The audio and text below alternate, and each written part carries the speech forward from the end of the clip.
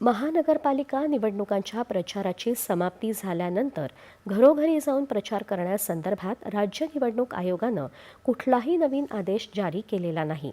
त्या संदर्भातला आदेश जुनाच असून तो राज्य निवडणूक आयोगाने 14 फेब्रुवारी 2012 मध्येच जारी केला होता, असं राज्य निवडणूक आयोगानं स्पष्ट केलं आहे. निवडणुकीचा जाहीर प्रचाराचा कालावधी संपल्यानंतर घरोघरी जाऊन प्रचार करण्यासंदर्भात राज्य निवडणूक आयोगानं नवीन नियम लागू केला असल्याचं वृत्त समाजमाध्यमांसह विविध माध्यमातून प्रसारित होत आहे, परंतु हे वस्तुस्थितीला धरून नाही. याबाबतचा आदेश जुनाच असल्याचं आयोगानं म्हटलं आहे. जाहीर प्रचार समाप्तीनंतर उमेदवार मतदान केंद्राच्या 100 मीटर बाहेर मतदारांना भेटून आणि घरोघरी जाऊन प्रचार करू शकतील, परंतु माईकचा वापर करता येणार नाही आणि उमेदवारांना समूहानं देखील फिरता येणार नाही, असंही आयोगानं म्हटलं आहे.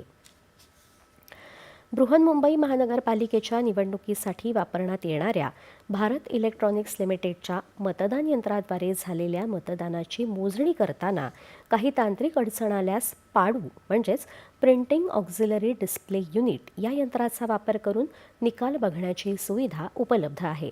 मात्र पाडूचा वापर सरसकट केला जाणार नाही. तांत्रिक अडचणीच्या प्रसंगी अत्यंत अपवादात्मकरित्या त्याचा वापर केला जाईल, असं राज्य निवडणूक आयोगानं स्पष्ट केलं आहे. त्याचबरोबर पाडूच्या वापराबाबत राजकीय पक्षांच्या प्रतिनिधींना या यंत्राचं प्रात्यक्षिक दाखवण्याचे निर्देश राज्य निवडणूक आयोगानं दिले होते.